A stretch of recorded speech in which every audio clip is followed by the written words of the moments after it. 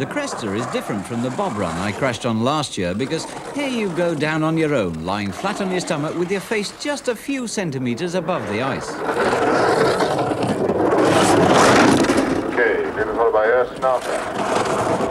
The only similarity is the speed. Experts can reach up to 90 miles an hour. They don't let beginners on the top of the track, and this is the reason why.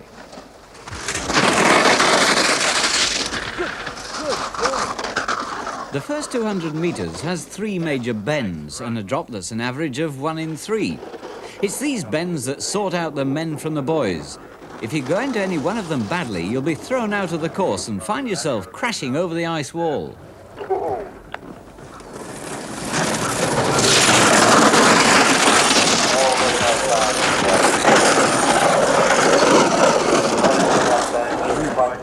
The top of the Cresta track is a terrifying sight for a newcomer. It's almost like jumping off a precipice. Some riders just lie down flat and go. Others take a flying leap. It's a strange place, the top. No one speaks to anyone, nerves are on edge. There's only one thought in the riders' minds, and that's how to get to the bottom in the fastest possible time. Once they're on the track, nerves seem to disappear. For some, the sight of our cameras seem to spur them on their way. Even bad weather doesn't stop the racing. Heavy snow falling on the course makes driving more difficult because of the tracks left in the snow by the previous competitors. But that's all part of being a Cresta rider. The Cresta track is owned and run by the St. Moritz Tobogganing Club. It's a British club, although naturally many Swiss belong to it. To go down the track, you need experts around you to give advice. Only an idiot would attempt the Cresta without help.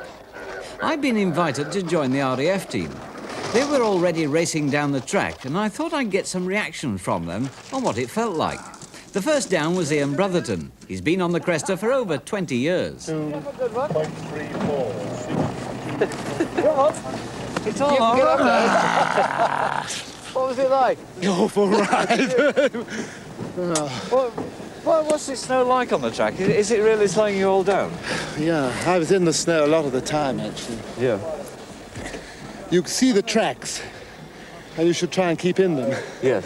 As I'm a little bit out of control on my second ride, you get out of them, and it slows you down. What about going into the snow with your eyes? Well, it doesn't matter because the goggles.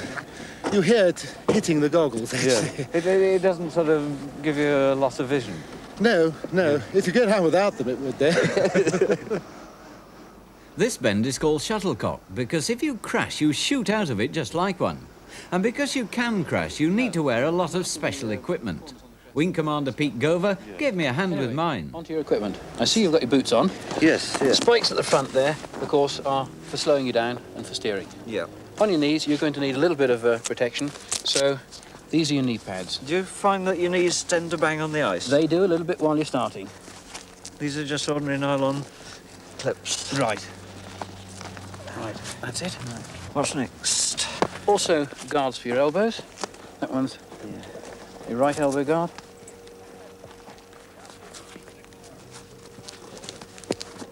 I should think you definitely need those, don't you? Right, you can do in the early stages, where you tend to bang a little bit more than you do when you become experienced. That's it. Oh, what is Last of all, your little hand guards. Oh. You're going to need guards on your hands. That's the right hand guard. Slip them over your fingers. Right, and we'll do the buckles up. Get this one as well. Right, there you are. It's easy to put them on yourself. Yeah. Am I going to be the only one going down this for the first time? No, got news for you. We've got 4 others who are trying it for the first time this year. Would you like to come and meet them? Yeah, I'd love to. My fellow competitors were Tim Hewlett, Hi. Tim Finneran, Brian Freeman and Simon Bedford. We were all seeing a Cresta toboggan for the first time. Nothing particularly spectacular on the toboggan, except at the back, where you can see there you've got some knife edges at the back. These tend to bite into the ice and give you directional stability. on the top of the toboggan, you've got a seat, rather like on a skull, that moves forwards and backwards. But the easiest way to understand the action, I think, is for you to come and have a sit on. So put your tummy comfortably into the seat. That's it. Yeah.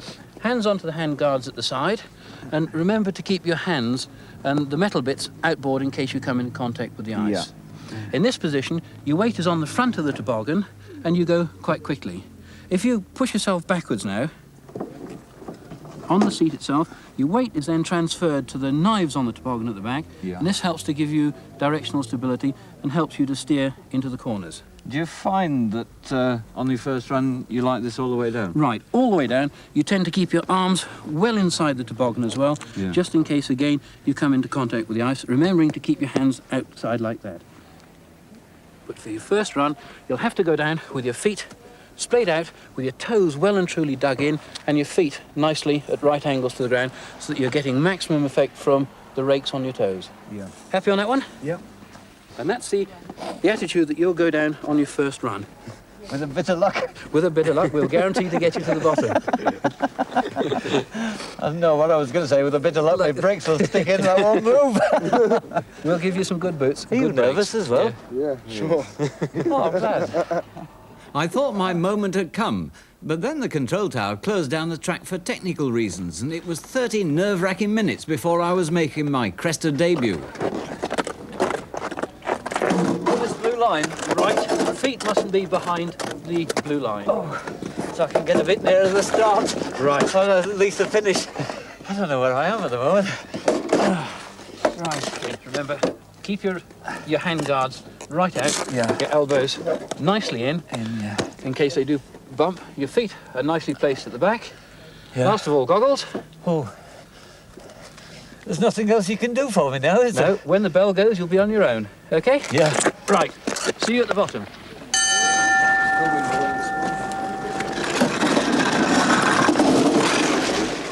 The most frightening thing about your first time down is the starting straight.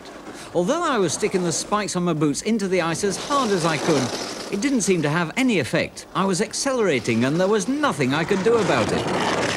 Anyone watching my first attempt would have known I was a newcomer because I was going so slowly. But from where I was lying, I felt as though I was travelling at least 60 miles an hour. All I could see was ice flashing past beneath me.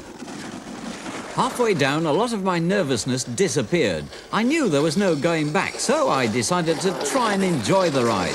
And it was just about now that I started to get excited about being on the Cresta Run.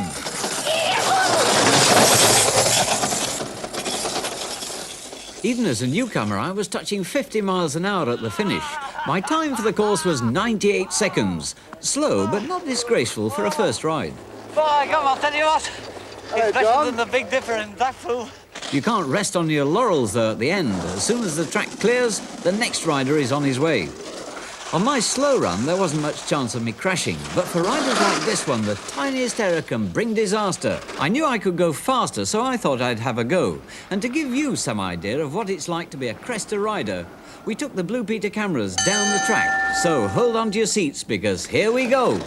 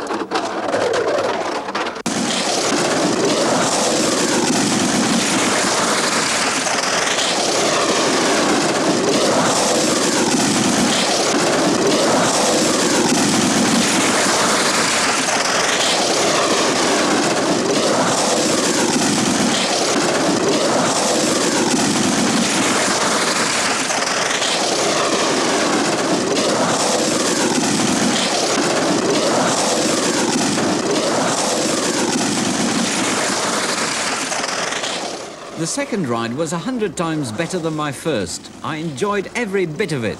And because I remembered what I'd been taught, I wasn't in any danger at all. I even remembered to switch off the special camera that came with me.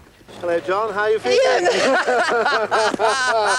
How are you off for breath this It's time? nice to see another human being. What was my time? Did you hear? No, I haven't heard it yet. Oh. How'd you find the run? Oh, fabulous. Right,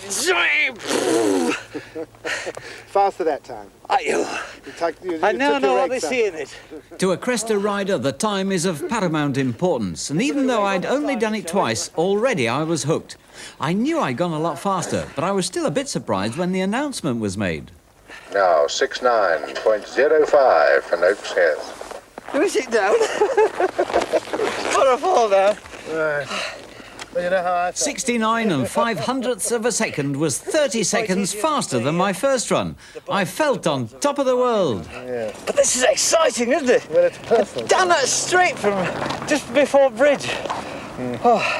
Oh, you really look so you enjoyed that. It was exciting. Yeah, I'm It sure looks it was. too. Now you can tell us, which was the most exhilarating, the Cresta Run or last year's bobsleigh run? Oh, I think the Cresta Run, actually. You can go back and do it again and enjoy it. I bet you're going back next year, you must. I must say, I envy you that. Do you know how Big much time. those sledges weigh, though? No, what? 120 pounds. Very heavy. Yes. Terrific, really nice. And if you'd like some more excitement, this time from the Winter Olympics, you can if you watch BBC Grandstand, Olympic Grandstand tonight at 7:15, BBC One. And on tomorrow's Olympic Grandstand, you can see the two-man bob races that I took part in last year.